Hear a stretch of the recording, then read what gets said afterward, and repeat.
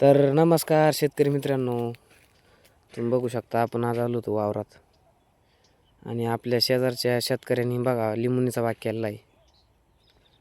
तर मित्रांनो तुम्ही बघू शकता खूप हिरवेगार झाडं आहेत, वरून ठिबक आहे खाली बघू शकता तुम्ही. हे पहा खूप सारे लिंब आले आहेत बघू शकता तुम्ही.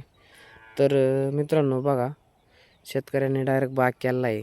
तुम्ही तर खाण्यासाठी एखादं झाड लावत असताना पण शेतकऱ्यांनी डायरेक्ट बाग केला आहे बघा. आणि माल पण भरपूर लागलेला आहे त्याला.